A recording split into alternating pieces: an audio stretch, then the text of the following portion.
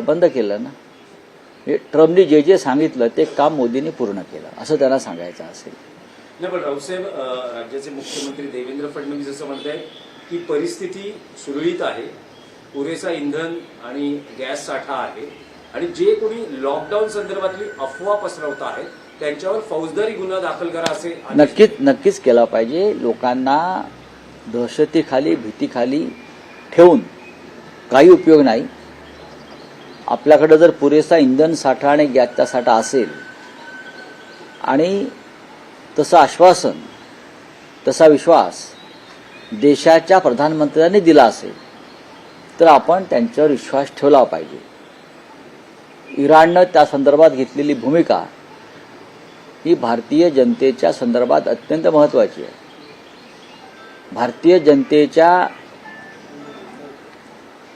भावना लक्षात घेऊन इराणनं होर्मुझ बंदरातून आपल्या गॅसचा साठा असलेल्या जहाजांना बाहेर पडण्यास परवानगी दिली, आपण पाहिलं असेल. त्याच्यामुळे भारत आणि इराण जे पूर्वपार आलेले संबंध आहेत त्याच्यामुळे भारतातला इंधन आणि गॅसचा साठा सध्या पुरेसा आहे असं चित्र दिसत आहे. रावसाहेब, राज्यातलं भोंदूबाबा प्रकरण आहे, रुपाली चाकणकर यांच्या हे प्रकरण बरंच अंगलट आलेलं आहे. आधी राज्य महिला आयोग अध्यक्षपदाचा राजीनामा आणि आता काल प्रदेशाध्यक्षपदाचा राजीनामा. हा त्यांच्या पक्षाचा एक अंतर्गत विषय आहे.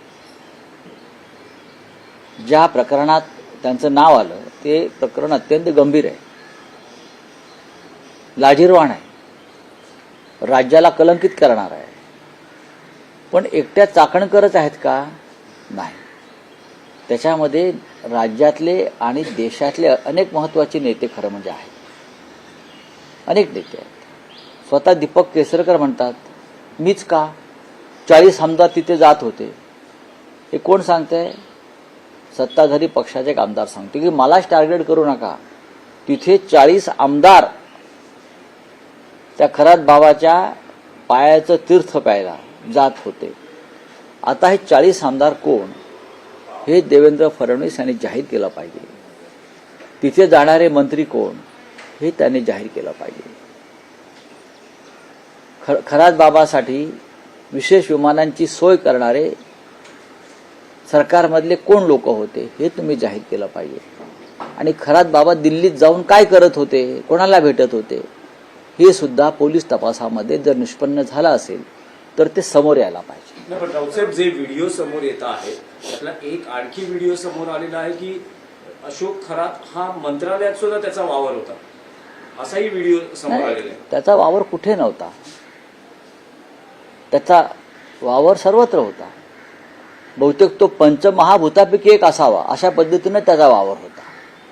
अशा जणू काही त्याला सरकारनं राजमान्यता दिली होती. लोकमान्यता होती की मला माहीत नाही, पण त्याला राजमान्यता दिली होती. आणि राजमान्यता देणारे लोक आजही फडणवीस यांच्या मंत्रिमंडळामध्ये आहेत. फडणवीसांनी त्याच्यावर बोलावं. रावसाहेब, मंगल प्रभात लोढा यांनी जैन समुदायासाठी विशेष सोय केली आहे. सिलेंडरसाठी पत्र द्या असं त्यांनी पत्रात जैन समुदाय